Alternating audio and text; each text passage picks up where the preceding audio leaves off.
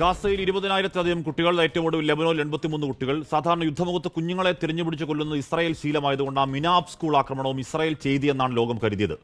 കാളത്തലയുള്ള ഏതോ പുരാതന ദൈവത്തിനുള്ള ബാലബലി എന്നൊക്കെയുള്ള തിയറികൾ സോഷ്യൽ മീഡിയയിൽ ഉണ്ടായതുമാണ്. പക്ഷേ അത് ഇസ്രായേൽ അല്ല, അമേരിക്കൻ അതിക്രമം എന്ന് രേഖാമൂലം തെളിവ് സഹിതം പറയുന്നത് ന്യൂയോർക്ക് ടൈംസ് പോലെ അമേരിക്കൻ പത്രങ്ങൾ തന്നെയാണ്. ഡബിൾ ടാപ്പ്, ഒന്നല്ല രണ്ട് ആക്രമണങ്ങൾ.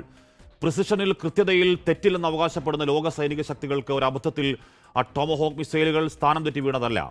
ആദ്യ ടോമഹോക്ക് മിസൈൽ സ്കൂളിൽ വീണു, കുറെ കുഞ്ഞുങ്ങൾ മരിച്ചു. ഭയന്നുപോയ അധ്യാപകർ മരിച്ചുപോകാത്ത കുഞ്ഞുങ്ങളെയും പരിക്കേറ്റവരെയും പ്രാർത്ഥനാ ഹാളിലേക്ക് മാറ്റിയ സമയത്ത് കൃത്യമായി അവിടെ തന്നെ വീണു രണ്ടാമത്തെ ടോമഹോക്ക് മിസൈൽ. 168 കുഞ്ഞുങ്ങൾ, അധ്യാപകർ, രക്ഷാദൗത്യത്തിൽ പങ്കെടുത്തവർ. ഭീകരവാദ പണിയാണ്, പ്യുവർ ടെററിസം, ഹിസ്റ്റോറിക് ഈവിൾ. അങ്ങനെ ട്രംപിന്റെ കയ്യിൽ കുതിർന്നു പടർന്ന കുരുന്നുചോരയിൽ തുടങ്ങിയ യുദ്ധം 10ാം നാൾ. എണ്ണവില ഒരു ബാരലിന് $100 മുകളിൽ. ഹോർമൂസ് കടലിടുക്കിൽ സീറോ ട്രാഫിക്. ഇന്ത്യ അടക്കം രാജ്യങ്ങളിൽ ഓഹരി വിപണികൾ തകർച്ച. ആൾനാശത്തോടൊപ്പം യുദ്ധം ലോകത്തെ മുഴുവൻ ഉലയ്ക്കുമ്പോഴും സമാധാനത്തിന്റെ വഴികൾ അടഞ്ഞു തന്നെയാണ്. അമേരിക്കൻ ഇസ്രായേൽ സഖ്യം കൊന്നുകളഞ്ഞ ആയത്തുള്ള അലി ഖൊമനിക്ക് പിൻഗാമി മകൻ ഹാർട്ട്ലൈനർ ആയത്തുള്ള Mojtaba ഖൊമനൈ.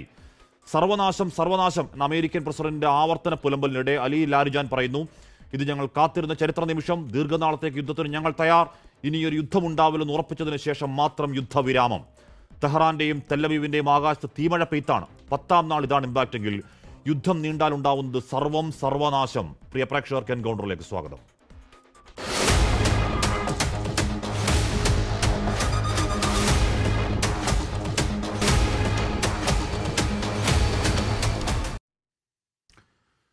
Major general Jacob Tharakan, doctor Mohan Varghese, brigadier Mohan Pillai, Shri Vinod CS, travel operator അദ്ദേഹം. അത് നമ്മൾ ചർച്ചയിലേക്ക് കടക്കുന്നു. ശ്രീ ജേക്കബ് തരകൻ, സമരം ഈ പറയുന്ന യുദ്ധം 10ാം നാളിലേക്ക് എത്തുന്നു. നമ്മൾ കാണുന്നത് വ്യാപകമായ നാശങ്ങൾ, മരണസംഖ്യ ഉയരുന്നു. അത് ഇരുപക്ഷത്തും.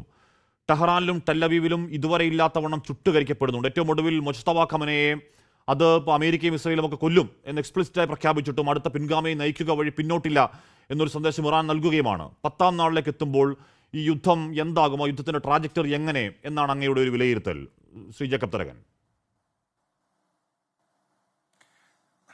ഹാഷ്മി, യുദ്ധത്തിൻ്റെ കാണുന്ന കുറച്ച് മുഖങ്ങളുണ്ട്, കാണാത്ത മുഖങ്ങളുണ്ട്. ആദ്യമേ നമുക്ക് കാണുന്ന മുഖങ്ങളെ പറ്റി പറയാം, ഇനി മുമ്പോട്ട് എന്താകാം. ഒരു കാര്യം വളരെ നിശ്ചയമാണ്, അമേരിക്കയും ഇസ്രായേലും പറഞ്ഞതുപോലെ ഇറാനെ പൂർണ്ണമായി തകർക്കും എന്നുള്ള അവരുടെ വാദം പൊളിയുന്നു എന്നുള്ളതിൻ്റെ ഒരു എക്സാമ്പിളാണ്, അല്ലെങ്കിൽ അതിൻ്റെ ഒരു ഉദാഹരണമാണ് നമ്മളിപ്പോൾ കാണുന്നത്. ഇസ്രായേലിൻ്റെയും അമേരിക്കയുടെയും അതായത് പാട്രിയോട്ട് മിസൈൽസിൻ്റെ എണ്ണം കുറഞ്ഞു വരികയും ഇതുവരെ ഇറാൻ ഇസ്രായേലിനെതിരെ തൊടുത്തിട്ടുള്ള അവരുടെ ഫത്തേ മിസൈൽ എല്ലാം ലക്ഷ്യത്തിൽ ചെന്നു എന്നുള്ളതും നമുക്ക് അറിയാവുന്നതാണ്. എനിക്ക് ഒരു കാര്യം കൂടെ നമ്മളുടെ ഈ ശ്രോതാക്കളെയും ഈ കാണുന്നവരെയും എനിക്ക് അറിയിക്കാനുണ്ട്.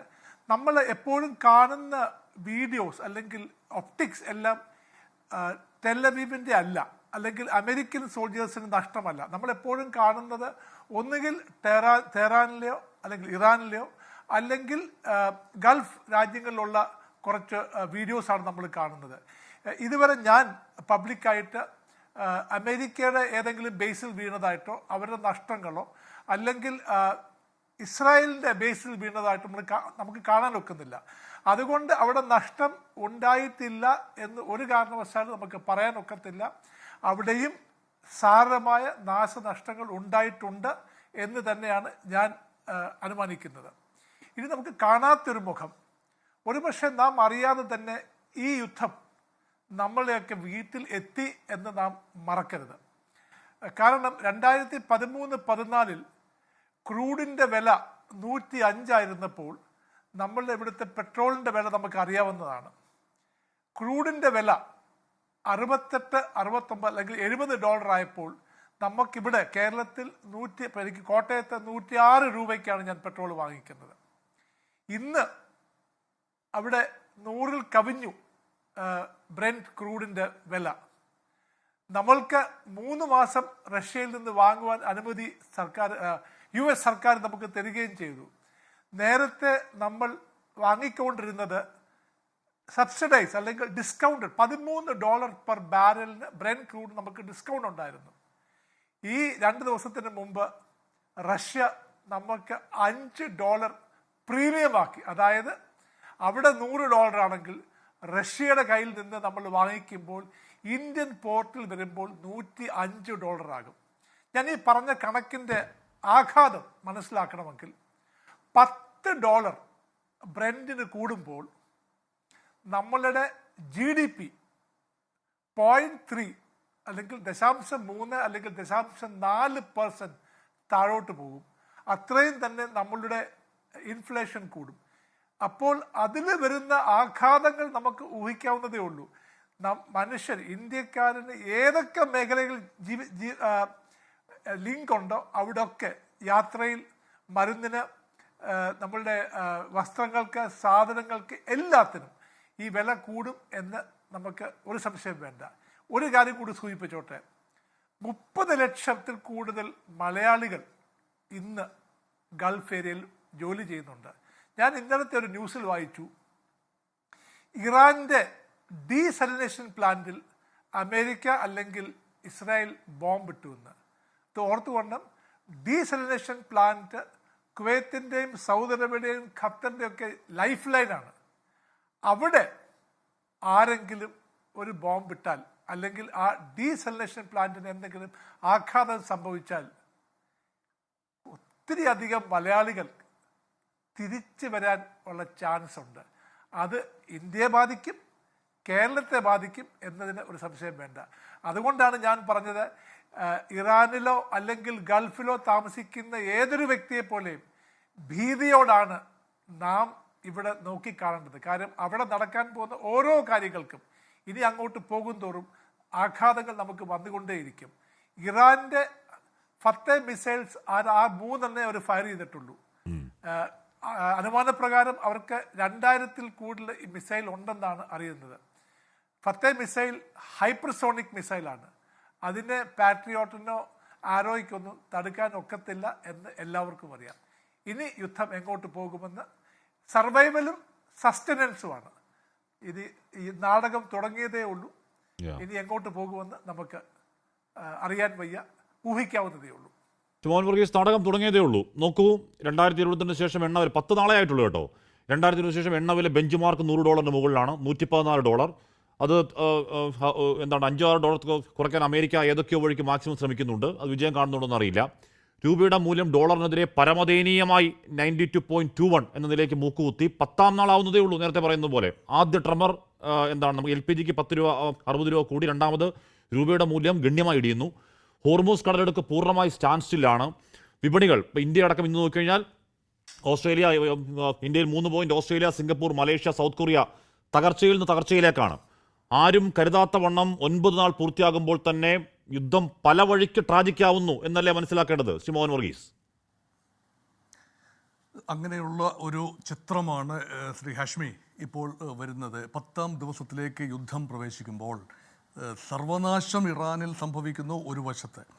ഈ സർവത്ര ആശയക്കുഴപ്പങ്ങളും ആശങ്കകൾ ജനജീവിതത്തെ ബാധിച്ചു തുടങ്ങി. കുക്കിംഗ് ഗ്യാസ്, അത് വാണിജ്യ ആവശ്യത്തിനുള്ളതും സ്വകാര്യ ആവശ്യത്തിനുള്ളതും രണ്ടും വില വർദ്ധിച്ചു. ഏതാനും ദിവസങ്ങൾക്കുള്ളിൽ തന്നെ പെട്രോൾ, ഡീസൽ വില വർധന പ്രതീക്ഷിക്കാം. അപ്പോൾ സാധാരണ ജനങ്ങളെ സംബന്ധിച്ചിടത്തോളം ദ സ്പൈറലിംഗ് എഫക്റ്റ് അവരുടെ വീട്ടുപടിക്കൽ എത്തിയിരിക്കുന്നു എന്ന് കൃത്യമായി പറയാം.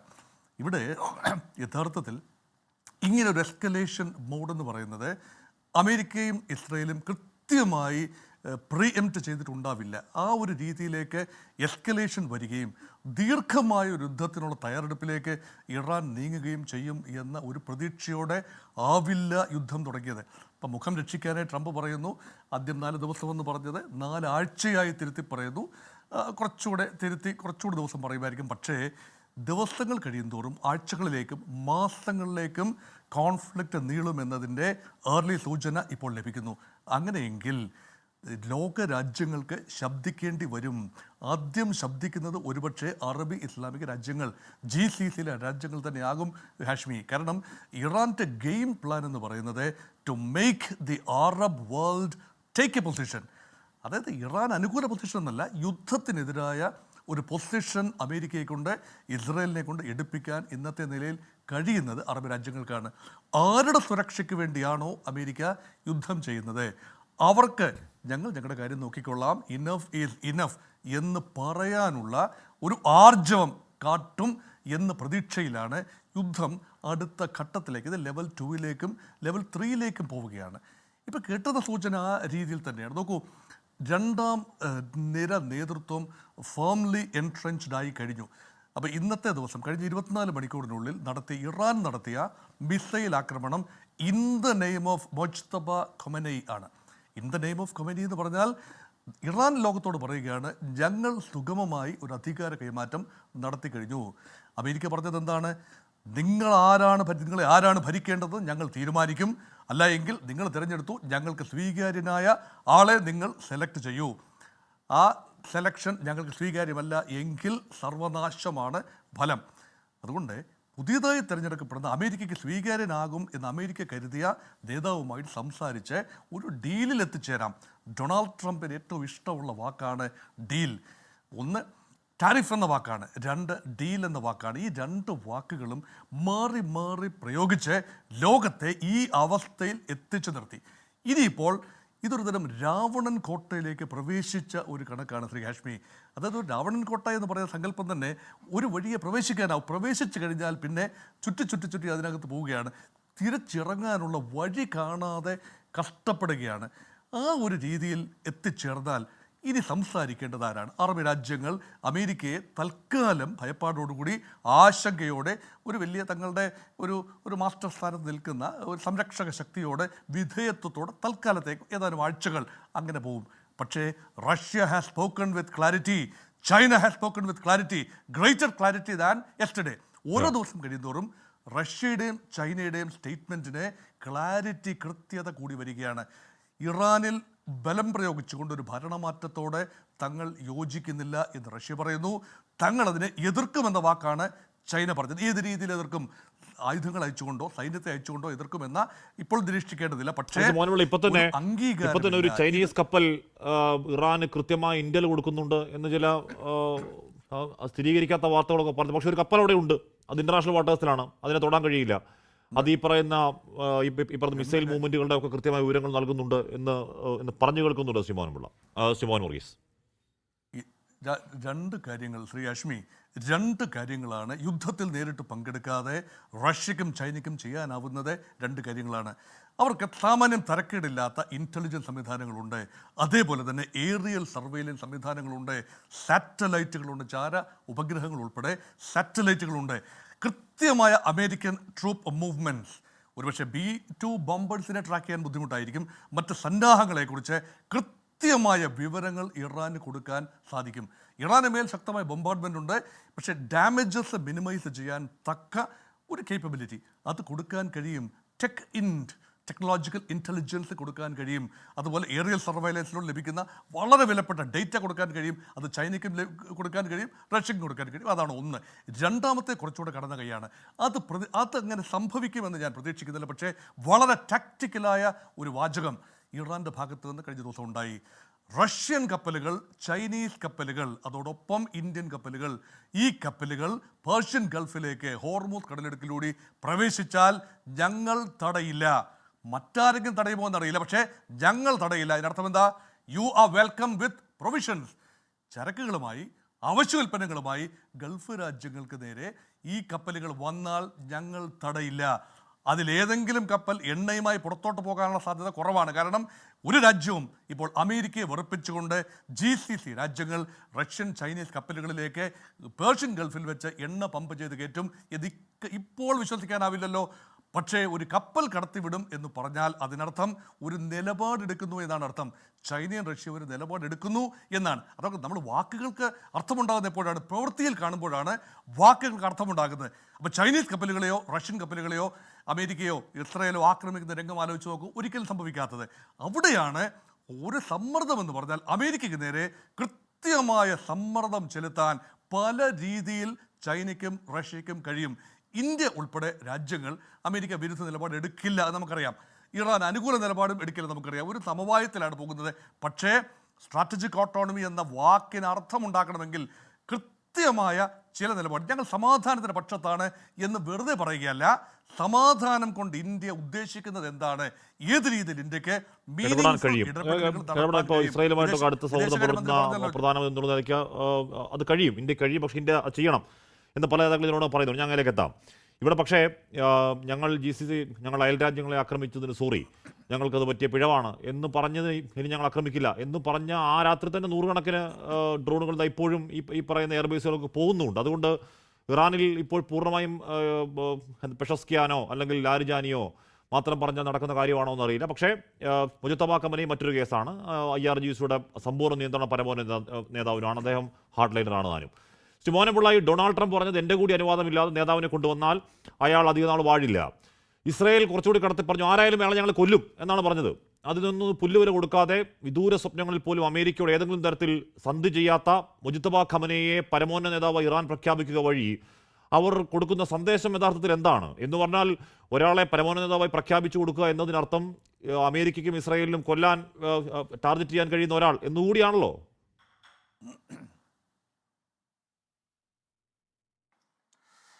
ശ്രീ ഹാഷ്മി, നമ്മൾ എല്ലായ്പ്പോഴും പറയുന്നത് പോലെ തന്നെ ഒരു മിലിറ്ററി സ്ട്രാറ്റജിയും പ്ലാനും ഇസ്രയേലിൻ്റെയും US-ൻ്റെയും നല്ല രീതിയിൽ പിഴയ്ക്കുന്നു എന്നുള്ളതാണ് നമ്മൾ ഇതിനകത്ത് കാണേണ്ടിയിരുന്നത്. കാരണം അവർ ആദ്യം തന്നെ പല രീതിയിലാണ് വാർഫെയർ എന്ന് പറയുന്നത്. അതിൽ ആദ്യം തന്നെ അവരെടുത്തത് ഇക്കണോമിക് വാർഫെയർ ആണ്. അതായത് അവിടെ പ്രോബ്ലംസ് ഉണ്ടാക്കി ഏതാണ്ട് ഒരു $1 ഏതാണ്ട് 1600 എന്താ പറയുക റിയാൽ വരെ ആക്കി അവരെ ഡീസ്റ്റെബിലൈസ് ചെയ്യാൻ നോക്കി. അത് ഫലം കണ്ടില്ല. ഓഫ് കോഴ്സ് റെബല്യൻസ് ഉണ്ടായി, പക്ഷെ ഉദ്ദേശിച്ച രീതിയിൽ ഫലം കണ്ടില്ല. അത് കഴിഞ്ഞതിന് ശേഷം സെക്കൻഡ് സ്റ്റേജാണ് അവർ അറ്റാക്ക് ചെയ്യാൻ തുടങ്ങിയത്. അറ്റാക്ക് ചെയ്യാന്ന് പറഞ്ഞു കഴിഞ്ഞാൽ എയർ ബോംബാർഡ്മെന്റ് നടത്തി അവർക്ക് ചെയ്യാൻ പറ്റുന്നത് മിലിറ്ററി ഹെഡ്സിൻ്റെയോ അല്ലെങ്കിൽ ഹെഡ് ഓഫ് ദി സ്റ്റേറ്റിൻ്റെയോ തല എടുക്കാം എന്നുള്ളതല്ലാതെ the main body still there, അവിടെയാണ്, ആ ഗ്രൗണ്ടിലുണ്ട്. അത് വെച്ചിട്ട് അവർക്ക് യാതൊന്നും ചെയ്യാൻ പറ്റിയില്ല.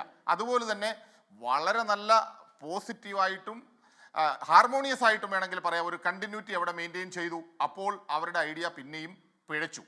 അപ്പോൾ US പറയുന്നത് ഞാൻ അവിടെ പകരം ആളിനെ വെക്കും, പക്ഷെ അത് ഒരു കാരണവശാലും നടന്നില്ല. കാര്യം ഈ ഖമേനിയുടെ മകനെ തന്നെ വീണ്ടും വന്നപ്പോൾ ട്രംപിന് പറയാൻ പറ്റാത്ത ഒരവസ്ഥയാണ്. ഇല്ലായിരുന്നെങ്കിൽ ട്രംപ് അവിടെയും കളിച്ചേനേം, ഞാൻ പറഞ്ഞിട്ട് ആളിനെ വെച്ച നൈസായിട്ടിങ് പോരാം എന്ന് പറഞ്ഞുള്ള രീതി വന്നേനെ.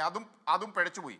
ഇസ്രയേൽ വളരെ ഫ്രാങ്കായിട്ട് പറയുന്ന അടുത്ത ആളിനെ ഞങ്ങൾ കൊല്ലുവന്നു. ഇതൊന്നും നടക്കാൻ പോകുന്ന ഒരു കാര്യവുമല്ല. കാരണം ഹെവി ബൊംബാർഡ്മെന്റ് അവിടെ നടക്കും. ഹെവി ബൊംബാർഡ്മെന്റ് നടക്കുമ്പോൾ ലേറ്റസ്റ്റ് ആയിട്ട് വരുന്ന ഒരു റീഗ്രൂപ്പിംഗ് ഓഫ് ദി വേൾഡ് വരുന്നുണ്ട് കാശ്മീർ. അതായത് ചൈനയ്ക്ക് ഒരു ചൊരുക്ക് പണ്ടേ ഉണ്ട്. കാര്യം വെനിസുലയിൽ നിന്ന് ഓയിൽ കട്ട് ഓഫ് ചെയ്ത് US ചൈനയ്ക്ക് വരുന്നത്. അപ്പോൾ തീർച്ചയായിട്ടും ചൈന മാക്സിമം ഈ സൈഡിലോട്ടാണ് ഡിപ്പെൻഡ് ചെയ്ത് വരുമ്പോൾ ചൈന, നമ്മൾ ആദ്യമൊക്കെ ചൈനയെ വിമർശിച്ചെങ്കിലും ചൈനയുടെ മൗനം എന്ന് പറയുന്നത് അതിന് 100 അർത്ഥമുണ്ടായിരുന്നു എന്ന് നമ്മൾ കാണേണ്ടിയിരിക്കുന്നു.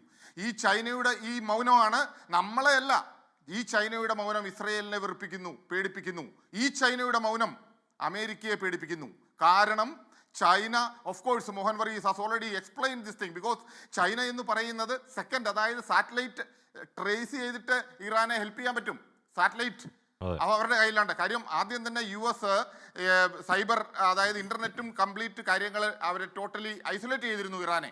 ഒരു ടെക്നിക്കൽ അഡ്വാൻസ്മെന്റ് ഇല്ലായിരുന്നു. അവർ ആ രീതിയിൽ വീക്കായപ്പോൾ ഇപ്പോൾ ചൈന ഡയറക്ട്ലി ഹെൽപ്പ് ചെയ്യുകയാണ്. ചൈന ഹെൽപ്പ് ചെയ്യുമ്പോൾ തീർച്ചയായിട്ടും നമ്മൾ കാണേണ്ട കാര്യം എന്താ അറിയുമോ, ഒരു ഷിപ്പിനെ മാത്രമെങ്കിലും ടാർഗറ്റ് ചെയ്താൽ മതി. അതായത് ഒറ്റ ഷിപ്പിനെ ടാർഗറ്റ് ചെയ്താൽ ട്രംപ് അവിടെ വീണു. കാരണം ഒരു ഷിപ്പിൽ കുറഞ്ഞത്, അതായത് എയർക്രാഫ്റ്റ് കാരിയറിലൊക്കെ ഏതാണ്ട് 5000-ലധികം സെയിലേഴ്സ് ഉണ്ട് US-ന്റെ ഒരു എയർക്രാഫ്റ്റ് കാരിയർ തന്നെ. You can very well imagine. അതിലൊരു എന്തെങ്കിലും ഒരു ഡാമേജ് വന്ന മോർ ദാൻ 100.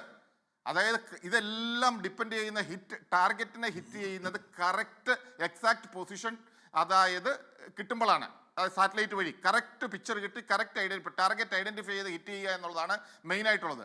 അതിൽ സക്സസ് ആയാൽ കംപ്ലീറ്റ് യുദ്ധത്തിന്റെ ഗതി തന്നെ മാറും. ആ ഒരു രീതിയിലോട്ട് ഇപ്പം എല്ലാവരും ആലോചിക്കുന്നുണ്ട്. കാര്യം ചൈനയ്ക്ക് വേറെ വഴിയില്ല. ഇറാൻ ഓൾറെഡി അറിയാം ഈ കാര്യം. ഇറാൻ ആ രീതിയിലുള്ള കരുനീക്കങ്ങളാണ് നടത്തിക്കൊണ്ടിരിക്കുന്നത്. അപ്പോൾ ചൈന ഇപ്പോൾ ആദ്യം സൈലന്റ്, പിന്നെ വീണ്ടും പറഞ്ഞു, വീണ്ടും മിണ്ടാതിരിക്കാൻ പറയുന്നു.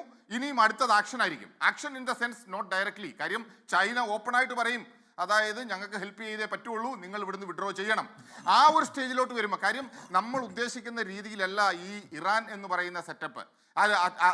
മറ്റുള്ള രാജ്യങ്ങളിലെ പോലെ വെനിസുല പോലോ അല്ലെങ്കിൽ വേറെ ഏതെങ്കിലും ഒരു രാജ്യം പോലോ ഡീസ്റ്റെബിലൈസ് ചെയ്തിട്ട് ട്രംപിന് ഇഷ്ടമുള്ള പോലെ പോകാൻ പറ്റുന്ന ഒരു രാജ്യമല്ല ഇറാൻ. അത് നമ്മൾ ആദ്യം മുതൽ തന്നെ കാണുന്നുണ്ട്. ആ ഒരു സെറ്റപ്പ് അല്ല ഇറാൻ. അതുകൊണ്ട് എല്ലാവരും ഇവിടെ നമ്മൾ ഒരു ഇമാജിൻ വേൾഡിൽ ഇരുന്നുകൊണ്ട് വേണ്ട മൊത്തം ബൊമ്പാർഡ് ചെയ്ത് വേണ്ട ഇറാൻ മൊത്തം അങ്ങ് തീർന്നു. ഇറാൻ മൊത്തം തീർന്നതോടുകൂടി അമേരിക്കയുടെ സാമ്രാജ്യത്വം അല്ലെങ്കിൽ ആ ഒരു രീതിയിൽ അവരുടെ ക്യാപിറ്റലിസം, അവരുടെ വെപ്പണറി അത് വേൾഡിൽ ഒന്നാമതായി. നോ, ഇപ്പോൾ വേറൊരു ഇഷ്യൂവും കൂടെ ഉണ്ട് അതിനകത്ത്. ഇവരുടെ വെപ്പണറി, അതായത് പറഞ്ഞു കഴിഞ്ഞാൽ അലാവുദ്ദീൻ്റെ അത്ഭുത വിളക്കൊന്നുമില്ല. അമേരിക്കയുടെ കയ്യിൽ കണ്ടിന്യൂസ് ആയിട്ട് ബൊമ്പാർഡ് ചെയ്യാനായിട്ടുള്ള thousands of missiles and other latest equipments എന്ന് പറയുന്നത്. അതിന് ഒരു കുറവ് വരും. ആ കുറവ് വരുമ്പോൾ എന്ത് ചെയ്യും? വീണ്ടും രണ്ടാമത് അവർ യുദ്ധം ചെയ്യുക എന്ന് പറയുന്നത് ഏതാണ്ട് 7000 കിലോമീറ്ററോളം ദൂരെ വന്ന് ബേസ് നിന്നുകൊണ്ടാണ് ചെയ്യുന്നത്. ചൈനയുടെ അറ്റാക്കിൽ നിന്നും ഭയന്ന് നങ്കൂരം വിട്ടിരിക്കുന്ന ഷിപ്പ് എന്ന് പറയുന്നത് ചൈനയുടെ റേഞ്ചിൽ നിന്നും, അതായത് ചൈന സപ്ലൈ ചെയ്തിട്ടുള്ള മിസൈലിന്റെ റേഞ്ചിന് വെളിയിലാണ് ആ US-ന്റെ വാർഷിപ്പുകളെല്ലാം നങ്കൂരം വിട്ടിരിക്കുന്നത്. അതിൽ നിന്ന് തന്നെ വളരെ സ്പഷ്ടമാണ് US എത്രത്തോളം ചൈനയെ ഭയപ്പെടുന്നു എന്നുള്ളത്. അപ്പം ആ ഒരു റീഗ്രൂപ്പിംഗ് ഇവിടെ വരുമ്പോഴേക്കും കാര്യങ്ങളുടെ ഗതി വളരെ നല്ല രീതിയിൽ മാറും. ഇവിടെ ഈ പറയുന്ന മാതിരി അവർ ബോംബാർഡ് ചെയ്യും. ഇവർ കണ്ടിന്യൂസ് കാഷ്വാലിറ്റി ആക്സെപ്റ്റ് ചെയ്തേ പറ്റുള്ളൂ. ഇറ്റ് ഇസ് എ വാറിൽ നമ്മൾ കാഷ്വാലിറ്റി ആക്സെപ്റ്റ് ചെയ്യണം. ട്രംപിനെ സംബന്ധിച്ചിടത്തോളം വന്നിരിക്കുന്ന ഏറ്റവും വലിയ പെശകെന്ന് പറഞ്ഞു കഴിഞ്ഞാൽ, ട്രംപ് ഒരു ഏകാധിപതിയായി. ലോകത്തെവിടെ ഏകാധിപതി ഉണ്ടോ ആ ഏകാധിപതിയെ തിരുത്താൻ പ്രയാസമാണ്. US-ന്റെ ചീഫ് ഓഫ് സ്റ്റാഫ് പോലും പറഞ്ഞു അവിടെ റിസ്ക് ഉണ്ട്, കാഷ്വാലിറ്റി ഉണ്ടാകും. ട്രംപ് കേട്ടില്ല. കാരണം ഇങ്ങനെയുള്ള ഏകാധിപതികളെ തിരുത്താൻ പ്രയാസമാണ്. അവർക്ക് ഏലയിടുന്ന ആൾക്കാരെ മാത്രമേ അവർ വിശ്വസിക്കുകയുള്ളൂ. ഒരു കാരണവശാലും അങ്ങേര് ആ ഒരു രീതിയിലോട്ട് വരത്തില്ല. അതാണ് ട്രംപിന്റെ ഏറ്റവും വലിയൊരു പ്രശ്നം. പിന്നെ ഇതിനകത്ത് ഒരു പോയിന്റ് കൂടി ജനറൽ ബക്ഷി പറഞ്ഞതുണ്ട്. ഇഫ് യു ജസ്റ്റ് റിമെമ്പർ, അതായത് വെനിസുലയിൽ അറ്റാക്ക് കഴിഞ്ഞതിന് ശേഷം അവർക്ക്, അതായത് ട്രൂപ്സിന് ഏറ്റവും അത്യാവശ്യം വേണ്ടതാണ് റെസ്റ്റ് ആൻഡ് റീകൂപ്പ് എന്ന് പറയും. General Tharakan, I think sir must be very much aware about it.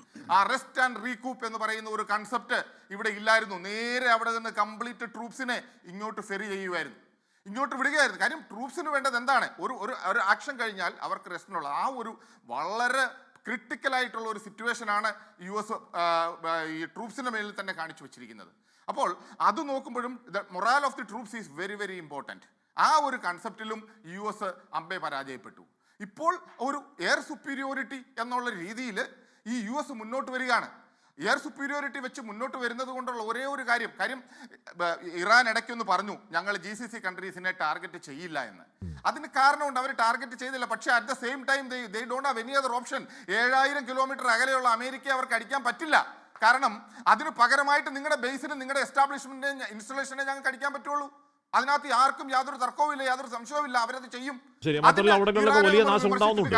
ഈ പറയുന്ന ബഹ്റൈൻ ബേസിലടക്കം, ഖത്തർ അൽ-ഉദൈദിലടക്കം $1 ബില്യൺ $4 ബില്യൺ റഡാർ അടക്കം വലിയ നാശം ഉണ്ടാവുന്നുണ്ട്. ഞാൻ അതിലേക്ക് എത്താം സാർ. ശ്രീ വിനോദ്, നമ്മളിവിടെ യുദ്ധകാര്യങ്ങൾ ചർച്ച ചെയ്യുമ്പോൾ അതുണ്ടാക്കുന്ന സ്പൈറലിംഗ് എഫക്റ്റ് ചർച്ച ചെയ്യുമ്പോൾ നേർക്കുനേർ ബാധിക്കുന്ന കുറേയധികം നമ്മുടെ സഹോദരങ്ങൾ ഈ പറഞ്ഞ ഗൾഫ് മേഖലയിലൊക്കെ ഉണ്ട്. ഒരുപാട് സ്ഥലങ്ങളിൽ ആളുകൾ കുടുങ്ങിക്കിടക്കുന്നുണ്ട്. പല ആവശ്യങ്ങൾക്കായി നാട്ടിലേക്ക് വരേണ്ടവർ കഷ്ടപ്പെടുകയാണ്. വ്യക്തിപരമായ അനുഭവത്തിൽ കൂടിയും ഒരു മെഡിക്കൽ ആവശ്യത്തിൽ നിന്ന് ഇങ്ങോട്ടേക്ക് വരേണ്ട ഒരാൾക്ക് വരാൻ കഴിയാത്തൊരു സാഹചര്യമുണ്ട്. ബാക്ക് ടു നോർമൽ എപ്പോൾ എന്നിപ്പോഴും ഒരു ധാരണയില്ല. അതിനിടയ്ക്കാണ് ഇന്നലെ ജർമ്മനിക്ക് ഒരു 1 സേ ടിക്കറ്റിന് 9 ലക്ഷം രൂപ എന്ന നിലയ്ക്ക് ഈ ദുരിതകാലത്തുള്ള മുട്ടം കൊള്ളയും. ശ്രീ വിനോദ്. ഹഷ്മി, തീർച്ചയായിട്ടും ടൂറിസം മേഖലയിൽ ഇതൊരു അപ്രതീക്ഷിതമായ ഈ യുദ്ധം ശരിക്കും അക്ഷരാർത്ഥത്തിൽ പിടിച്ചു കുലുക്കിയിരിക്കുകയാണ്. 10,000-കണക്കിന് ആളുകൾ രാജ്യത്തിൻ്റെ വിവിധ ഭാഗങ്ങളിൽ കുടുങ്ങിക്കിടക്കുകയാണ്. ഇത് ശരിയായ രീതിയിൽ അഡ്രസ്സ് ചെയ്യപ്പെടുന്നുണ്ടോ എന്നുള്ളതാണ് ഏറ്റവും ആദ്യത്തെ പ്രശ്നം. നോക്കൂ, ഇവിടെ ആകെ ഗവൺമെൻറ് ഓഫ് ഇന്ത്യ ചെയ്തിട്ടുള്ളത് ഇവരുടെ വിസ എക്സ്റ്റൻഷൻ്റെ കാര്യത്തിൽ മാത്രമാണ് ഒരു സ്റ്റെപ്പെങ്കിലും മുന്നോട്ടെടുത്തത്.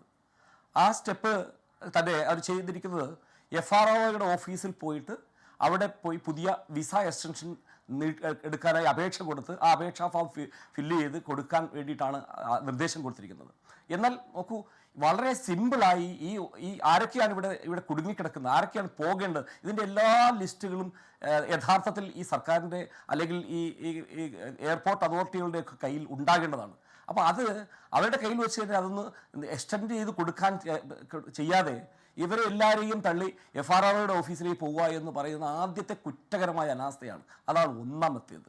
2, ഈ നേരത്തെ പറഞ്ഞതുപോലെ തന്നെ നോക്കൂ, എത്രമാത്രം ആളുകളാണ് ഇവിടെ കുടുങ്ങിക്കിടക്കുന്നത് എന്ന്. എത്ര ആളുകളാണ് ഇവിടെ ഉള്ളത്? എന്ന് കണക്ക് ഈ രാജ്യത്തോ നമ്മുടെ സംസ്ഥാനത്തോ ഉള്ള ആരെങ്കിലും അന്വേഷിക്കുന്നുണ്ടോ? ഇവിടുത്തെ ടൂറിസം വകുപ്പ് അന്വേഷിക്കുന്നുണ്ടോ എത്ര ആളുകളാണ് ഈ പോകാൻ കഴിയാതെ ഇവിടെ കുടുങ്ങിപ്പോയിട്ടുള്ളത്? അവരെല്ലാം നമ്മളെ പ്രതീക്ഷിച്ച് നമ്മുടെ സെക്യൂരിറ്റി ഉള്ള ഒരു രാജ്യമാണ് എന്ന് പ്രതീക്ഷിച്ചതിനെയാണ് ഇവിടെ വന്നത്. പക്ഷേ നിർഭാഗ്യവശാൽ ആർക്കും കൺട്രോൾ ഇല്ലാത്ത തരത്തിൽ ആണ് ഈ യുദ്ധം പുറപ്പെട്ടത് എന്നത് എല്ലാവർക്കും അറിയാം. പക്ഷേ എന്നിരുന്നാൽ പോലും അവരോടൊന്ന് സംസാരിക്കാനോ അവരെ ഒന്ന് ആശ്വസിപ്പിക്കാനോ ചെയ്യേണ്ട ഈ സംവിധാനങ്ങൾ നമുക്ക് ഇല്ലാതെ പോയി. നിസ്സാരമായി ഒരു ഹെൽപ്പ് ലൈൻ തുടങ്ങാൻ പോലും നാളിതുവരെ നമുക്ക് കഴിഞ്ഞിട്ടില്ല എന്നതാണ് അടുത്ത സംഭവം. അതിന് മുമ്പായി നമുക്ക് അടുത്തായി പരിശോധിക്കേണ്ടത് ഈ വിമാനക്കാരുടെ തീവെട്ടിക്കൊള്ളയാണ്. ഇത് ആദ്യം ആയിട്ടുണ്ടാകുന്ന ഒരു തീവെട്ടിക്കൊള്ളയല്ല. നോക്കൂ, ഏതൊക്കെ സമയങ്ങളിൽ തിരക്കുണ്ടാകുന്നു ആ സമയത്തൊക്കെ തന്നെ ഈ വിമാന കമ്പനികൾ എന്തോ ഒരു ഓഡിയോ പ്രശ്നമുണ്ട്. ഞങ്ങൾക്ക് വരാം. 9 ലക്ഷം ജർമ്മനിക്ക് വൺ സൈഡ് 9 ലക്ഷം എന്ന് പറയുമ്പോൾ തന്നെ കൊള്ളയുടെ വ്യാപ്തി ഞാൻ ശരിയാക്കാം സാർ. അങ്ങനെ എന്തോ ചെറിയ പ്രശ്നമുണ്ട്. ജേക്കബ് തരൻ, ഇവിടെ ഇപ്പോൾ അമേരിക്കയിൽ നിന്നാലും റെജീം ചേഞ്ച് എന്നൊരു ലക്ഷ്യം പറഞ്ഞു കേൾക്കുന്നില്ല. ഏറ്റവും കൂടുതൽ മാർക്കോ റൂബിയോ പറയുന്നത് ഇറാന്റെ മിസൈൽ നാവിക ശേഷികൾ തകർക്കുക എന്നാണ് സൈനിക ദൗത്യത്തിന്റെ ലക്ഷ്യം എന്ന് അമേരിക്ക പറയുകയാണ്. അപ്പോൾ ഗോൾ പോസ്റ്റ് മാറ്റിക്കൊണ്ടിരിക്കുന്ന ഏറ്റവും ലാസ്റ്റ് ഗോൾ പോസ്റ്റ് ഇറാന്റെ മിസൈൽ നാവിക ശേഷികൾ തകർക്കുക എന്നാണ്. ജേക്കബ് തരൻ, ഇവിടെ ശരിയാണ്.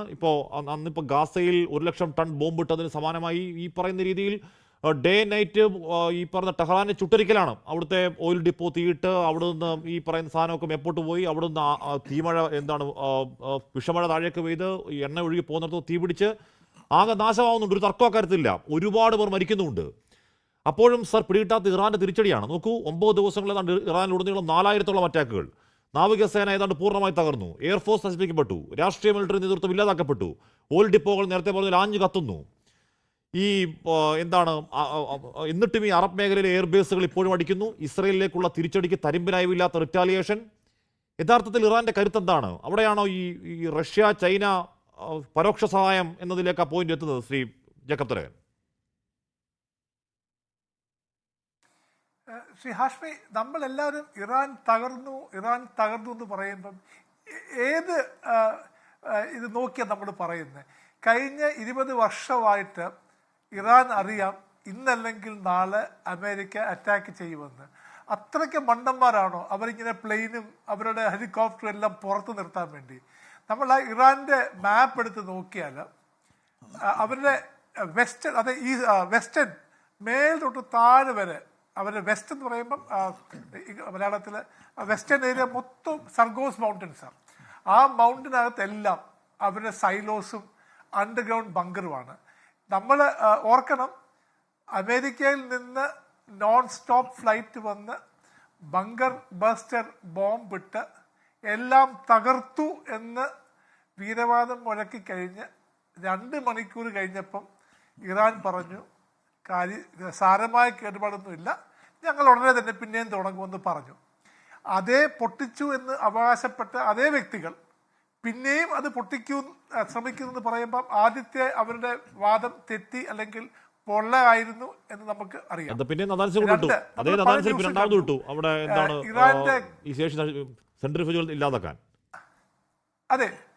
അതെ, അന്നേരം ഇറാൻ പഴയതുപോലെ വെച്ചുകൊണ്ടിരിക്കും എന്ന് തോന്നുന്നെങ്കിൽ ഒന്നുകിൽ ഇറാന്റെ മിലിറ്ററി വെറും പൊട്ടന്മാർ, അല്ലെങ്കിൽ അങ്ങനെ പറഞ്ഞ് ഇതൊക്കെ ഈ ഒത്തിരിയൊക്കെ നമ്മളുടെ പ്രൊപ്പഗാൻഡ ഉണ്ടല്ലോ, അതിൽ അപ്പുറം ഒന്നുമില്ല. രണ്ടാമത്, ഇറാന്റെ മിസൈൽ ശേഖരങ്ങൾ ഒരു സ്ഥലത്തല്ല ഇരിക്കുന്നത് നമ്മൾ എപ്പോഴും ഓർക്കണം. അവരുടെ ഈ നോർത്ത് ഈസ്റ്റ് മൗണ്ടൻ അർഗോസിൻ്റെയും സർഗോസിൻ്റെ മൗണ്ടൻ റേഞ്ച് വെസ്റ്റേൺ റേഞ്ചിലും എല്ലാം പല പല മിസൈലുകളാണ്. ഒരു കാര്യം കൂടെ നമ്മൾ ഓർത്തോണം, ഇത്രയും നാളും അവർ ഫയർ ചെയ്തെല്ലാം ഷോർട്ട് റേഞ്ച് ബാലിസ്റ്റിക് മിസൈലാണ്. അവരുടെ അതായത് ഹൈപ്പർസോണിക് മിസൈലിൻ്റെ ആകെ എൻ്റെ അറിവിൽ 3 or 4 ലോഞ്ചേ കഴിഞ്ഞിട്ടുള്ളൂ. അതിൽ ഒരെണ്ണം പോലും ഇസ്രായേലിന് തടയാൻ ഒത്തില്ല. കണക്ക് പ്രകാരം അവർക്ക് മിനിമം ഒരു 500 എണ്ണമെങ്കിലും കാണണം. പക്ഷെ അപ്പോഴത്തേക്ക് ഈ ഓരോ ഡ്രോൺ വരുമ്പോഴും ഓരോ കൊച്ചു മിസൈൽ വരുമ്പോഴും ഇവരുടെ ആൻറ്റി മിസൈൽ സിസ്റ്റം ആക്ടിവേറ്റ് ആകുമ്പോൾ 1:7 ആണ്. അതായത് ₹1 ഇറാൻ ചെലവാക്കുമ്പോൾ 7 രൂപ ഇസ്രായേലും 7 രൂപ അമേരിക്കയും ഒരുപോലെ ചെലവാക്കുന്നത് കണക്കാക്കണം. ഇത് വാർ ഓഫ് അട്രീഷനാണ്. ഇറാന് നേരിട്ട് അമേരിക്കയ്ക്കെതിരെ ഫയർ ചെയ്യാൻ ഒക്കത്തില്ലെങ്കിൽ തന്നെയും ഈ യുദ്ധം അമേരിക്കയുടെ എക്കണോമിക്ക് ഒത്തിരി പ്രയാസമുണ്ടാക്കും എന്നതിന് ഒരു സംശയമില്ല. ഒരു കാര്യം കൂടെ, 1991 ഗൾഫ് വാറിൽ അമേരിക്കയ്ക്ക് $61 ബില്യൺ ചെലവായി. Total 61 billion. അതിൽ രസം, $54 ബില്യൺ സഖ്യകക്ഷികൾ അമേരിക്കയ്ക്ക് കൊടുത്തു. അമേരിക്കയ്ക്ക് ആകെ 7 ബില്യൺ ചിലവായുള്ളൂ. പക്ഷേ അവരുടെ ആംസ് ഇൻഡസ്ട്രി അതിലും കൂടുതൽ പൈസ ഉണ്ടാക്കുകയും ചെയ്തു. ഒരു തരത്തിൽ നോക്കിയാൽ ആ യുദ്ധം അമേരിക്കയ്ക്ക് ലാഭമായിരുന്നു. പക്ഷേ ഈ യുദ്ധം വേറെ ആരും ചേർന്നിട്ടില്ല. എൻ്റെ കണക്കൂട്ടലിൽ അടുത്ത ആഴ്ചക്കകം GCC കൺട്രീസ് അമേരിക്കയോട് പറയും, ഞങ്ങളുടെ മണ്ണിൽ നിന്നും ദയവായി ഫയർ ചെയ്യരുത് എന്ന് പറയാൻ സാധ്യതയുണ്ട്. അങ്ങനെയെങ്കിൽ ഇറാന്റെ തിരിച്ചടിക്ക് ശക്തി കൂടും. അക്കാഡമി താല്പര്യമാണ്. അതായത് ടെഹ്റാനും ഇസ്രായേലിനും ഇടയ്ക്ക് ഏതാണ്ട് ഒരു 1600-1700 കിലോമീറ്റർ ദൂരമുണ്ട്. അതിനിടയിൽ ഇറാഖുണ്ട്, അതിനിടയിൽ സൗദി അറേബ്യ ഉണ്ട്. ഇറാഖിലൊക്കെ അമേരിക്കയുടെ മിലിറ്ററി ബേസ് വളരെ വിപുലമായ സംവിധാനം ഉണ്ടായിരുന്നതാണ്. പേട്രിയറ്റ് സംവിധാനം അവിടെ ഉണ്ട്. സിറിയ, ജോർഡൻ അങ്ങോട്ടേക്ക് പോയാൽ ഇസ്രായേൽ മതിലുണ്ട്. എന്താണ് ഇതിന് മുകളിൽ കൂടെ പോകണല്ലോ ഈ സാധനം പോകാൻ. US നേവിയുടെ മെഡിറ്ററേനിയൻ സീ, അവിടെ അതിശക്തമായ ഈ പറഞ്ഞ അമേരിക്കൻ ഇസ്രായേൽ സംവിധാനങ്ങൾ അവിടെ ഉണ്ട്. ഇനി ഇസ്രായേലിനകത്തോട്ട് പോയി കഴിഞ്ഞാൽ അവിടെ അയൺ ഡോം ഉണ്ട്, ഡേവിഡ് സ്ലിംഗ് ഉണ്ട്, ആരോത്രി ഉണ്ട്. ഇതിനെയൊക്കെ മറികടന്ന് എങ്ങനെയാണെന്ന് ഒരു ഇറാന്റെ മിസൈൽ അവിടെ പോയി വീഴാൻ പറ്റുക?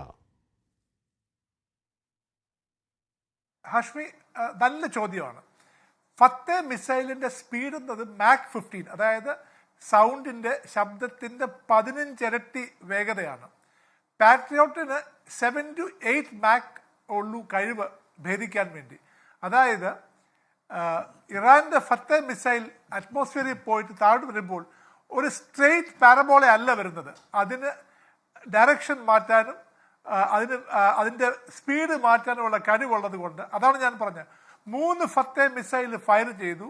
പാട്രിയോട്ട് മിസൈലും അയൺ ഡോമും സുശക്തമായിരുന്നപ്പോഴും ഈ 3 ഗ്ലൈഡ് വെഹിക്കിളും അതിൻ്റെ ടാർഗറ്റിൽ ചെന്നു എന്ന് നമുക്ക് ന്യൂസ് ഉണ്ട്. ഇറാനും പറഞ്ഞു, ഇസ്രായേലും സമ്മതിച്ചു. അതാണ് ഞാൻ പറഞ്ഞത്. ഇന്ന് ഫത്തേക്ക് മറുപടിയായി അമേരിക്കയുടെ കയ്യിൽ അല്ലെങ്കിൽ ഇസ്രായേലിൻ്റെ കയ്യിൽ ഒന്നുമില്ല. അതാണ് ഇനി വരാൻ പോകുന്നത്. ഫത്തയുടെ സ്റ്റോക്ക് പൈൽ കുറച്ചേ ഉള്ളൂ, കൂടിപ്പോയാൽ 600 അല്ലെങ്കിൽ 700. പക്ഷെ അത് മതി ഇസ്രായേലിനെതിരെ.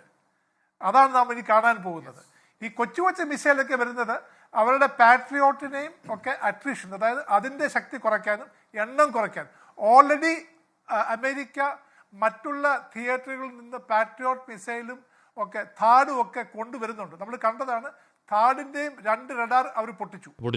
So therefore American anti missile system അതിൻ്റെ ശക്തിയും വീര്യവും അതിൻ്റെ എഫക്റ്റീവ്നെസ്സും കുറയുന്നതാണ് നാം ഇനി മുമ്പോട്ട് കാണാൻ പോകുന്നത്. അതാണ് ഇത്രയും നാളും ഇറാൻ അവരുടെ ഈ നമ്മുടെ പറയത്തില്ലേ ചീട്ടിൽ തുറുപ്പ് പോലെ, അവരുടെ തുറുപ്പ് ചീട്ടാണ് ഫത്തേ മിസൈൽ. അതിൻ്റെ ഉപയോഗം ഇനി നമുക്ക് കാണാനിരിക്കുന്നതേ ഉള്ളൂ. ഓക്കെ, അലി ലാർജൻ ഇടയ്ക്ക് പറയുന്നുണ്ട്, ഏതെങ്കിലും തരത്തിൽ ഞങ്ങൾ അമേരിക്കയുമായി ചർച്ചകൾക്കില്ല. അതിന് കാരണം ഈ ചരിത്ര സന്ദർഭം ഞങ്ങൾ കാത്തിരിക്കുന്നതാണ്. കാര്യം നേരത്തെ തരൻ സാർ പറയുന്നത് പോലെ വർഷങ്ങളായി ഞങ്ങൾ കാത്തിരിക്കുന്നതാണ് ഈ ചരിത്ര സന്ദർഭം. ഇനി ഇടയ്ക്ക് സമാധാന ചർച്ചകൾക്ക് പ്രസക്തിയില്ല. അങ്ങനെ സമാധാന ചർച്ചകൾ യുദ്ധം നിർത്തിവെച്ചാൽ വഞ്ചിക്കപ്പെട്ടതാണ് ഞങ്ങളുടെ ചരിത്രം.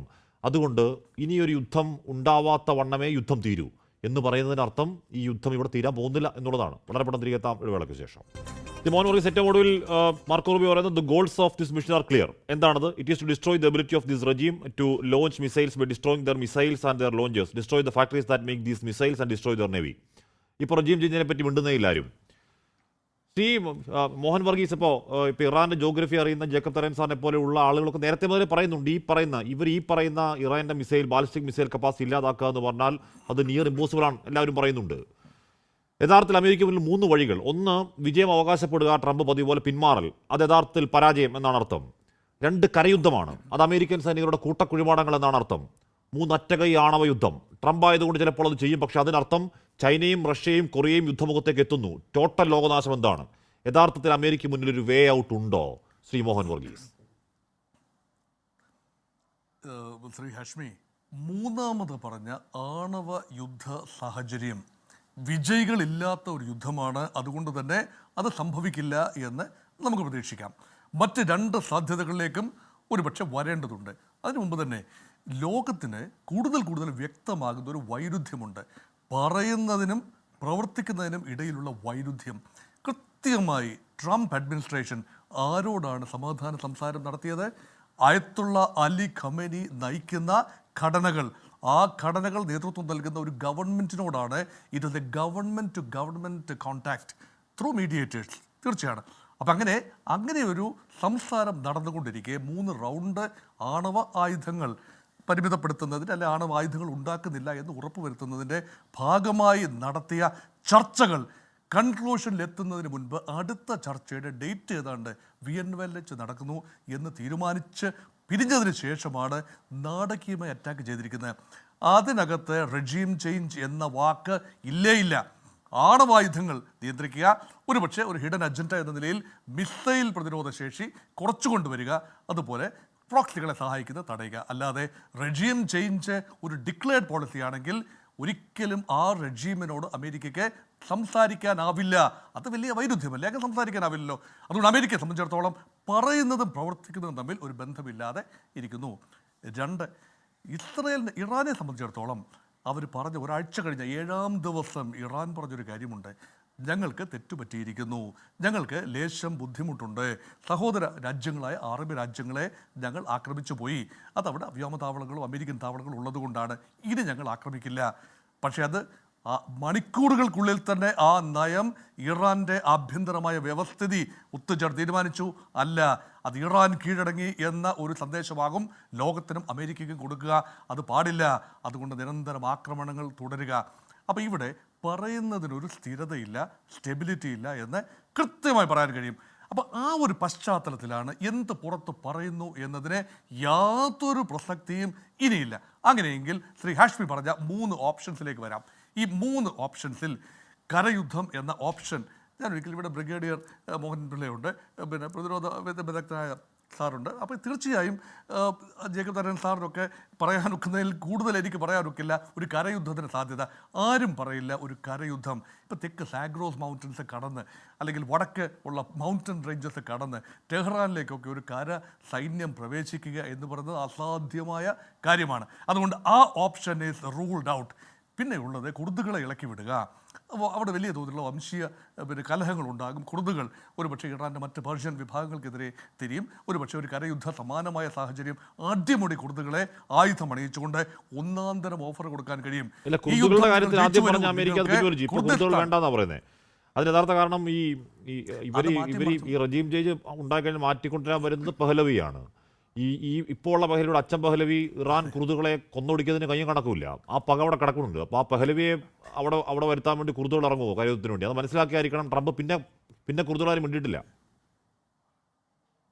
ആ പഹലവിയുടെ കാര്യമൊക്കെ കട്ടപ്പൊക്കെയാണ്. കാരണം പഹലവിക്കൊന്നും ഇറാൻ്റെ ഗ്രൗണ്ട് റിയാലിറ്റി 47 വർഷമായി ഇറാൻ്റെ മണ്ണിൽ കാല് കുത്തിയിട്ടില്ലാത്ത ഒരാൾ അമേരിക്കക്കാരൻ തന്നെയാണ് ആ പഹലവി. അതായത് ഇറാൻ രാജാവായിരുന്ന ഷാ പഹലവി 2ാമൻ്റെ മകൻ. പിന്നെ അത് അദ്ദേഹത്തിന് എങ്ങനെയാണ് വരാൻ കഴിയുക? അപ്പം നൂലിൽ കെട്ടിയിറക്കുന്ന ഒരു ഭരണകൂടം സാധ്യമാവില്ല. എൻ്റെ ഒരു ചിന്ത പോകുന്നത് ഒറ്റ ഡയറക്ഷനിലാണ്. അമേരിക്കയ്ക്ക് എന്തെങ്കിലും ഒരു പ്ലാൻ ഉണ്ടെങ്കിൽ, പുറത്ത് പറഞ്ഞിട്ടില്ലാത്ത, ഇനിയും ആരും സംസാരിച്ചിട്ടില്ലാത്ത ഒരു പ്ലാൻ ഉണ്ട് എങ്കിൽ അത് IRGCക്ക് ഉള്ളിൽ ഒരു വിള്ളൽ ഉണ്ടാക്കുക.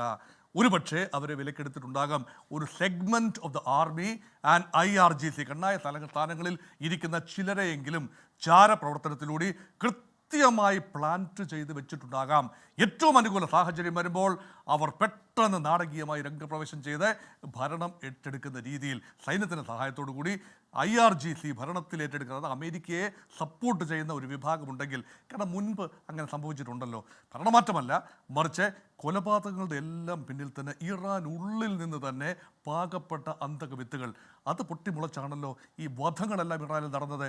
അത് കൃത്യമായ അമേരിക്കൻ ഇസ്രായേലി ആക്രമണം കൊണ്ടല്ലല്ലോ വധങ്ങൾ നടന്നത്. കൃത്യമായ വിവരം ഇറാനിൽ നിന്നും പുറത്തേക്ക് ചോർത്തിക്കൊടുക്കാൻ നൂറുകണക്കിന് ചാരന്മാരെ വർഷങ്ങളായി ഒരുപക്ഷെ ഇസ്രായേലും അമേരിക്കയും അതിനുള്ളിൽ പ്ലാൻ ചെയ്തിട്ടുണ്ടാവാം. അവരൊരു ഓൾട്ടർനേറ്റീവ് മറ്റെല്ലാം തന്നെ വഴിതെറ്റിക്കുന്നത് ഇപ്പോൾ കേൾക്കുന്ന ഒരു കരയുദ്ധ സാധ്യത, അല്ലെങ്കിൽ കുർദുകളെ ഇളക്കി വിടുക എന്നത്, അല്ലെങ്കിൽ മറ്റേതെങ്കിലും രീതിയിലുള്ള ഇതെല്ലാം തന്നെ ഒരു പക്ഷേ ഒരു ഡിസ്റ്റോർഷൻ ടാറ്റിക്സ് ആകാനുള്ള സാധ്യത തള്ളിക്കളയാൻ ആവില്ല. അതുകൊണ്ടാണ് നമ്മൾ ഓപ്ഷൻസിനെ കുറിച്ച് സമാധാനം ഉണ്ടാകണമെങ്കിൽ സേനാ പിന്മാറ്റം ഉണ്ടാകണം. ഇറാൻ ഏകപക്ഷീയമായി കീഴടങ്ങുന്ന ഒരു സാധ്യതയില്ല. കീഴടങ്ങാനാണെങ്കിൽ ഒന്നാം ദിവസം തന്നെ വേണമെങ്കിൽ ഹെവി ബൊമ്പാർട്ട്മെൻറ്റാണ്. 48 പേരാണ് അയത്തുള്ള അലി ഖുമൈനിയുടെ ഒപ്പം വെന്ത് വെണ്ണീറായത്. അവിടെ തന്നെ യുദ്ധം അവസാനിക്കാമായിരുന്നു. തങ്ങളുടെ സെൻട്രൽ കമാൻഡ് തന്നെ നഷ്ടപ്പെട്ടിരിക്കുന്നു. IRG ചീഫ് പോയി, സൈനിക തലവൻ പോയിരിക്കുന്നു, സുപ്രീം ലീഡർ പോയിരിക്കുന്നു, അദ്ദേഹത്തിൻ്റെ കുടുംബാംഗങ്ങൾ പോയിരിക്കുന്നു. അങ്ങനെ ഒരു രീതിയിൽ മുന്നോട്ട് പോകാൻ വയ്യാത്ത അവസരത്തിൽ ഇറാനെ സംബന്ധിച്ചിടത്തോളം ഒരു കംപ്ലീറ്റ് ഡിസറിയിൽ പോകുമായിരുന്നു. പക്ഷേ ഇതെല്ലാം തന്നെ ഇറാൻ പ്രീ എംപ്റ്റ് ചെയ്തിരുന്നു. ഇതെല്ലാം സംഭവിക്കും. മുജ്തബ ഖൊമേനിയെ ഒരു പക്ഷേ സർഫസിലൊന്നും കാണില്ല, ഒരുപക്ഷെ എവിടെയാണെന്നറിയില്ല. വളരെ നിഗൂഢമായ രീതിയിലായിരിക്കും അദ്ദേഹത്തിൻ്റെ നീക്കങ്ങൾ. ഒരുപക്ഷെ മുസ്തഫ ഖൊമേനിയാണ് എന്ന ഒരു ധാരണയിലാവും അമേരിക്ക പോകുന്നത്. അങ്ങനെയാകണമെന്നില്ല. പുറത്ത് പറയുന്നത് എന്താണ് എന്ന് നമുക്കിപ്പോൾ എങ്ങനെയാണ് ഇറാൻ്റെ സാഹചര്യം, ഇറാൻ പുറത്ത് പറയുന്നത്, എവിടുന്നാണ് കമാൻഡ് സ്വീകരിക്കുന്നത് എന്ന് കൃത്യമായി പറയുന്നത്, അതുപോലും ഒരു ഡിസ്റ്റോർഷൻ ടാറ്റിക്സ് ആയിരിക്കാൻ സാധ്യതയുണ്ട്. അതുകൊണ്ട് ഗെയിമാണ്, വാർ ഈസ് ഓൾമോസ്റ്റ് എ ഗെയിം. പക്ഷേ ഏറ്റവും ആപത്ത് ശ്രീ ഹാഷ്മി, ഒരുപാട് പ്രേക്ഷകർ ഗൾഫ് നാടുകളിൽ ഇരുന്നുകൊണ്ടും നാട്ടിൽ നിന്നുകൊണ്ടും ഇത് കാണുന്നുണ്ട്. ഇവിടെ പക്ഷം ചേർന്നുകൊണ്ട്, ഇറാൻ്റെ പക്ഷം ചേർന്നുകൊണ്ടും അല്ലെങ്കിൽ ഇസ്രായേലിൻ്റെ പക്ഷം ചേർന്നുകൊണ്ടും ഒരു ഗെയിമായി കാണുന്ന സ്പെക്ടേറ്റേഴ്സ് പക്ഷേ പ്ലേ ചെയ്യുന്ന ഒരു ഗെയിമായിട്ടാണ് കാണുന്നത്. ഇറാൻ അതിനെ ഒരു വെയിറ്റിംഗ് ഗെയിമായിട്ടാണ് കാണുന്നത്. സർവൈവലിന് വേണ്ടിയുള്ള ഒരു മിലിറ്ററി സർവൈവൽ അജണ്ട ഉണ്ട്, അതൊരു ഗെയിമാണ്. അതേസമയം അമേരിക്കയെ സംബന്ധിച്ചിടത്തോളം കൃത്യമായ അജണ്ട അമേരിക്കയുണ്ട്. പുറത്ത് പറഞ്ഞിട്ടുള്ള അജണ്ടകളാണ് നമ്മൾ സംസാരിക്കാത്തത്. ഈ പറഞ്ഞ ഗെയിം എന്ന് പറഞ്ഞാൽ അത് വെറുതെ നമ്മളിങ്ങനെ ഒരു വാചകത്തിൽ പറയുന്നതല്ല. അതിനെ ഒരു ഇപ്പോൾ 168 കുഞ്ഞുങ്ങളടക്കം മരിച്ച യുദ്ധത്തെ ഈ പറഞ്ഞ വീഡിയോ ഗെയിമിന്റെ കഥാപാത്രങ്ങളൊക്കെ വെച്ച് അമേരിക്ക ഒരു വീഡിയോ ഇറക്കിയായിരുന്നു. അതിനെതിരെ വ്യാപക വിമർശനം ഉയരുന്നുണ്ട്. ഞാൻ തിരികെ എത്താമേ ഒരു ഇടവേളയ്ക്ക് ശേഷം. മോനമ്പിള്ള, അത് ഇസ്രായേലിലേക്ക് പോകുന്ന ക്ലസ്റ്റർ ബോംബുകളാണ്. അപ്പോൾ അത് പങ്കുവെച്ചുകൊണ്ട് അവിടുത്തെ പ്രധാനപ്പെട്ട മാധ്യമപ്രവർത്തകൻ ഹനന്യാൻ അഫ്സൽ എഴുതുന്നത് എന്താണ്, cluster missile spot over Israel. These weapons are internationally condemned for one reason. They are designed to spread and maximize civilian casualty. Where is the international outrage എന്ന് ചോദിക്കുകയാണ്. ഇസ്രായേലിൻ്റെ തന്നെ ഫോറിൻ മിനിസ്റ്റർ പറയുന്നത്, the Iranian regime is launching missiles toward Jerusalem. The city is sacred to billions of believers during the month of Ramadan.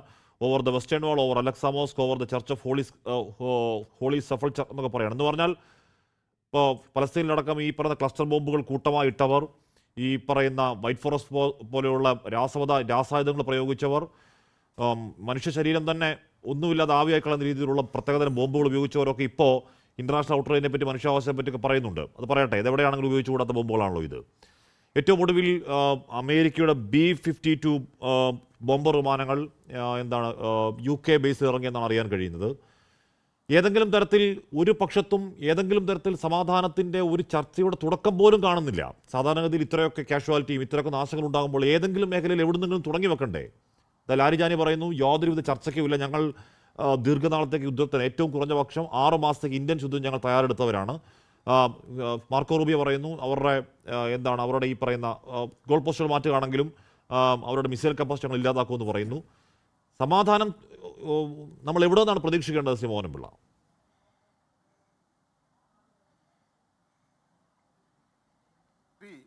ഇറാനെ സംബന്ധിച്ചിടത്തോളം US വെച്ചിട്ടുള്ള ഏത് കണ്ടീഷനും അവർക്ക് അംഗീകരിക്കാൻ പ്രയാസമുള്ളതാണ്. അതായത് മിസൈൽ ലോഞ്ചിങ് കംപ്ലീറ്റ് ഇല്ലാതാക്കുക, ന്യൂക്ലിയർ എൻറിച്ച്ഡ് യുറേനിയം ന്യൂട്രലൈസ് ചെയ്യുക, ഇങ്ങനെ റെജീം ചേഞ്ച് ചെയ്യുക, ഇത് അവരെ സംബന്ധിച്ചിടത്തോളം ഇറാൻ ഇല്ലാതാവുന്നതിന് തുല്യമാണ്. അപ്പോൾ ആ ഒരു കണ്ടീഷനിലോട്ട് പോകുവാനായിട്ട് വളരെയധികം പ്രയാസമാണ്.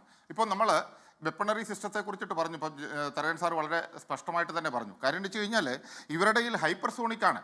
അതായത് ഇറാൻ്റെ കയ്യിൽ ഹൈപ്പർസോണിക്, ചൈനീസും റഷ്യനുമായിട്ടുള്ള ചൈനീസിൻ്റെ ഹൈപ്പർസോണിക് ക്രൂസ് ഉള്ളിടത്തോളം സമയം ഇതാണ് അവരെ ഭയപ്പെടുത്തുന്നത്. അതായത് അതവിടെ വീട് കാഷ്വാലിറ്റി വളരെയധികം ഉണ്ടായിട്ടുണ്ട് എന്നുള്ളത് കാര്യം ഇൻ്റർനാഷണൽ മീഡിയയെ കൺട്രോൾ ചെയ്യുന്ന നാച്ചുറലി വെസ്റ്റേൺ മീഡിയയാണ്. അതുകൊണ്ട് അവിടുത്തെ കാര്യങ്ങൾ വളരെ കുറച്ച് മാത്രമേ സെൻസർ ചെയ്തേ വെളി വരുന്നുള്ളൂ എന്ന് നമുക്ക് കാണേണ്ടിയിരിക്കുന്നു. പക്ഷേ അതായത് ഇങ്ങനെ ഒരു കാഷ്വാലിറ്റി ഉണ്ടായിട്ടുണ്ട് എന്ന് പറയാതെ പറഞ്ഞു വെക്കുന്ന ഒരു സിറ്റുവേഷനാണ് തീർച്ചയായിട്ടും ഇസ്രയേലിനെ സംബന്ധിച്ചിടത്തോളം ഉള്ളത്. ഇപ്പോൾ ഇവിടെ നമ്മൾ ഹാഷ്മി ചോദിച്ച ചോദ്യത്തിലോട്ട് വന്നു കഴിഞ്ഞാൽ മീഡിയേഷൻ എന്നുള്ള ഒരു ക്വസ്റ്റ്യൻ വരുന്നു. എവിടെ നിന്നാണ് മീഡിയേഷൻ വരുന്നത്? ഇവിടെയാണ് തന്ത്രപ്രധാനമായിട്ടുള്ള ഒരു ഗോൾഡൻ ഓപ്പർച്യൂണിറ്റി ഫോർ ഇന്ത്യ എന്ന് നമുക്ക് പറയാൻ പറ്റുന്നത്. കാരണം ഇന്ത്യയെ സംബന്ധിച്ചിടത്തോളം ഓഫ് കോഴ്സ് ഇസ്രയേൽ എന്ന് പറയുന്നത് നമ്മളുടെ എല്ലാ സമയത്തും ഒരു സെക്യൂരിറ്റി പാർട്ട്ണർ എന്ന് വേണമെങ്കിൽ പറയാം. ഏത് സമയത്തും നമ്മൾ ഏതൊക്കെ യുദ്ധത്തിൽ ഏർപ്പെട്ടോ അപ്പോൾ ഡയറക്റ്റ്ലി നമ്മളെ സപ്പോർട്ട് ചെയ്തിട്ടുള്ള ഒരു രാജ്യം തന്നെയാണ് Israel. There is no doubt into it. At the same time traditionally നമ്മുടെ ഒരു പെർമനൻ്റ് ആയിട്ടുള്ള ഒരു ഫ്രണ്ടാണ് ഇറാൻ എന്ന് പറയുന്നത്. ഇപ്പം ഇറാനുമായിട്ട് തീർച്ചയായിട്ടും നമുക്ക് ഇറാനോട് കൂടുതൽ ക്ലോസ് പ്രോക്സിമിറ്റി വരാനുള്ള ഒരു കാര്യം ഇപ്പോൾ പുതിയൊരു അച്ചുതണ്ട് രൂപവൽക്കരിച്ച് വന്നിരിക്കുന്നത് ടർക്കി, സൗദി, അതുപോലെ തന്നെ പാകിസ്ഥാൻ, ഇത് മൂന്നും കൂടി ഒരു ആക്സിസ് വരുമ്പോൾ തീർച്ചയായിട്ടും നമ്മളെ സംബന്ധിച്ചിടത്തോളം അത് നമുക്ക് ത്രെട്ടാണ്. Enemies front. അപ്പോൾ ആ ഒരു രീതിയിൽ നോക്കിയാൽ പോലും നമ്മൾ നാച്ചുറലി ഇറാൻ്റെ കൂടെ നിൽക്കേണ്ട സമയം അതിക്രമിച്ചു കഴിഞ്ഞു. ആ ഒരു ആംഗിളിൽ നമ്മൾ നോക്കുകയാണെന്നുണ്ടെങ്കിൽ തീർച്ചയായിട്ടും അതിക്രമിച്ചു കഴിഞ്ഞു. ഇങ്ങനെയുള്ള ഒരു സിസ്റ്റത്തിൽ തീർച്ചയായിട്ടും ഇന്ത്യക്ക് ഇമ്മീഡിയറ്റ് ആയിട്ട് ഒരു മീഡിയേറ്ററായിട്ടുള്ള റോള് എടുക്കാവുന്നുള്ളതേ ഉള്ളൂ. പക്ഷേ അത് അംഗീകരിക്കണം, ഏതൊക്കെ കണ്ടീഷനിൽ വരണം എന്ന് പറയാൻ പറ്റില്ല. കാര്യം അവിടെയാണ് നമ്മളൊരു ഫേം സ്റ്റാൻഡ് എടുക്കുന്നില്ല. എന്തുകൊണ്ട്? അതിനുള്ള ഒരു കാരണമുണ്ട്. മാറി വരുന്ന ഒരു സിറ്റുവേഷൻ. ആ ഒരു സിറ്റുവേഷനിൽ ഈ ചൈനയുടെ അപ്രമാദിത്യം അല്ലെങ്കിൽ ആ ഒരു രീതിയിലോട്ട് ഇന്ത്യ അത്രയും വിഷ്വലൈസ് ചെയ്യുന്നില്ല what is going to happen എന്നുള്ളത്.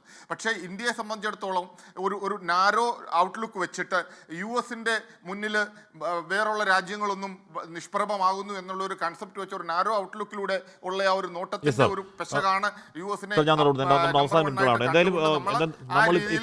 പ്രതീക്ഷകളാണ്. ആ പ്രതീക്ഷകളിലേക്ക് പോസിറ്റീവായ ഏതെങ്കിലും തരത്തിലുള്ള ഇന്ത്യൻ ഇടപെടലടക്കം നമ്മൾ കാണുന്നുമില്ല. ശ്രീ വിനോദ്, എപ്പോൾ ഇത് വ്യോമയാന മേഖല ആകെ മൊത്തം താറുമാറായി കിടക്കുകയാണ്. ഇടയ്ക്കൊരു സമയത്ത് വീണ്ടും വിമാന സർവീസുകളൊക്കെ ബാക്ക് ടു നോർമൽ എന്നൊരു അവസ്ഥയിലേക്ക് വന്നു. പക്ഷേ വീണ്ടും അത് ടോർപ്പിഡോ ചെയ്യപ്പെട്ടു. ഒരു ഏകദേശ ധാരണ എപ്പോഴേക്ക് ഏറ്റവും ചുരുങ്ങിയ പക്ഷം അവിടെ ഒരു ആവശ്യത്തിന് ഇങ്ങോട്ടേക്ക് നാട്ടിലേക്ക് വരാൻ കാത്തു നിൽക്കുന്ന മലയാളികൾക്ക് ഇങ്ങോട്ടേക്ക് വരാൻ പറ്റും എന്ന് കരുതണം നമുക്ക്? വിനോദ്, ശരിക്കും ഇപ്പോൾ തന്നെ ഓപ്പറേഷൻ എയർ ഇന്ത്യയും ലുഫ്താൻസയും ഇപ്പോൾ തന്നെ ഓപ്പറേഷൻ നടത്തുന്നുണ്ട്. പക്ഷേ അപ്പോഴാണ് ഹാഷ്മി നേരത്തെ പറഞ്ഞ ചോദ്യം ഉദിക്കുന്നത്. 4.5 ലക്ഷവും 5.5 ലക്ഷവും രൂപയാണ് ഈ ഒരു ടിക്കറ്റിന് വൺ വേക്ക് ഇപ്പോൾ ഇവർ ചാർജ് ചെയ്യുന്നു എന്നുള്ളത് കൂടി കാണുമ്പോഴാണ് ഇപ്പോൾ ഈ അപകട സമയത്ത് അല്ലെങ്കിൽ ഈ പറയുന്ന ഈ യുദ്ധമുഖത്ത് നിൽക്കുന്ന ആളുകളെ സഹായിക്കേണ്ട സമയത്ത് നമ്മുടെ എയർലൈനുകൾ അവരെ എങ്ങനെ ഞെക്കിപ്പിഴിയാം, എങ്ങനെ പോക്കറ്റ് അടിക്കാം എന്നാണ് ശ്രമിക്കുന്നത്. ആ ഒരു സാഹചര്യത്തിൽ ഇത് നോർമലായി വരുമെന്ന് നമുക്കിപ്പോൾ പറയാൻ കഴിയില്ല. എന്നാൽ ഒരു കാര്യം വ്യക്തമാണ്, 10,000-കണക്കിന് ആളുകൾ ഈ ടൂറിസം മേഖലയിലും പ്രവാസികളുമായി നമ്മുടെ രാജ്യത്ത് പുറത്തുള്ളവർ ഈ നരകയാതന അനുഭവിക്കുന്നു എന്ന സത്യം നമ്മൾ തിരിച്ചറിയണം. ഓക്കെ, ഇവിടെ ഏതെങ്കിലും തരത്തിൽ ഇടപെടൽ ഒരു സർക്കാർ തലത്തിൽ സാധ്യമാവേണ്ടതുണ്ട്. ഇപ്പോൾ ജർമ്മനിക്ക് 1 സൈഡ് 9 ലക്ഷം എന്നൊക്കെ പറഞ്ഞ ഒരു മര്യാദയുള്ള റേറ്റാണോ ശ്രീ വിനോദ്? തീർച്ചയായിട്ടും ഇതൊരു തീവെട്ടിക്കൊള്ള എന്ന് വേണം പറയാൻ. കാരണം ഈ 30,000 രൂപ 22,000 രൂപ കൊടുക്കേണ്ട സ്ഥലത്താണ് ഈ പറയുന്ന 9.5 ലക്ഷവും 4.5 ലക്ഷവും 5.5 ലക്ഷവും എന്ന് പറയുന്നതെന്ന് ഓർക്കണം. ഒരു സാധാരണക്കാരനോ അല്ലെങ്കിൽ ഒരു എന്താ പറയുക ഒരാൾക്കും താങ്ങാൻ കഴിയുന്നതല്ല. ഇവിടുത്തെ ഇടപെടലുകൾ ഏത് ഭാഗത്തുനിന്നും ഉണ്ടാകുന്നു? ഒരു ഭാഗത്തുനിന്നും ഉണ്ടാകുന്നില്ല. വെറും കടലാസുകളിലോ അല്ലെങ്കിൽ ഒരു പ്രസ്താവനകളിൽ മാത്രമായി നമ്മുടെ നേതാക്കൾ അല്ലെങ്കിൽ നമ്മുടെ ഭരണകർത്താക്കൾ മാറി നിൽക്കുന്നു എന്നതാണ് സങ്കടകരമായ കാര്യം എന്ന് പറയേണ്ടിയിരിക്കുന്നു. ഓക്കെ, എല്ലാ കാലത്തും എയർലൈൻ കമ്പനികൾ അങ്ങനെ ചെയ്തിട്ടുള്ളൂ. അല്ലാതെ ജനത്തിൻ്റെ ദുരിതത്തിനൊപ്പം ഏതെങ്കിലും നിന്ന ഒരു കാര്യം നമുക്കറിവുള്ളതല്ല. എന്തായാലും ഹോർമുസ് കടലൊടുക്ക് ഏതാണ്ട് പൂർണ്ണമായി തന്നെ അടഞ്ഞു കിടക്കുകയാണ്. അതിലൂടെ കപ്പലുകൾ കൊണ്ടുപോകുന്ന ഗട്ട്സ് ഉണ്ടാവണം എന്നൊക്കെ വെറുതെ പറയുന്നുള്ളൂ ട്രംപ്. അങ്ങനെ ഒരു ഗട്ട്സ് ഇതുവരെ ഒരു കപ്പൽ കാണിച്ചിട്ടില്ല. അതവിടെ അങ്ങനെ ഒരു കപ്പൽ പോലും പോവാത്ത രീതിയിൽ കടഞ്ഞു കിടക്കുന്നു എന്നതിനർത്ഥം $114 എന്നതിൽ നിന്ന് നാളെ 120 അങ്ങനെ കുത്തനെ ഉയരാൻ പോകുന്നുള്ളതാണ്. സമ്പൂർണ്ണമായ സമഗ്രമായ വിലക്കയറ്റം കേരളത്തെ അടക്കം കാത്തിരിക്കുന്നു എന്നുമാണ് അർത്ഥം. യുദ്ധം പെട്ടെന്ന് തീരട്ടെ, സമാധാനം പുലരട്ടെ. എൻകൗണ്ടർ പൂർണ്ണമാകുന്ന ചർച്ചയിൽ പങ്കെടുത്ത എല്ലാവർക്കും നന്ദി. പ്രിയ പ്രേക്ഷകർക്ക് ശുഭരാത്രി.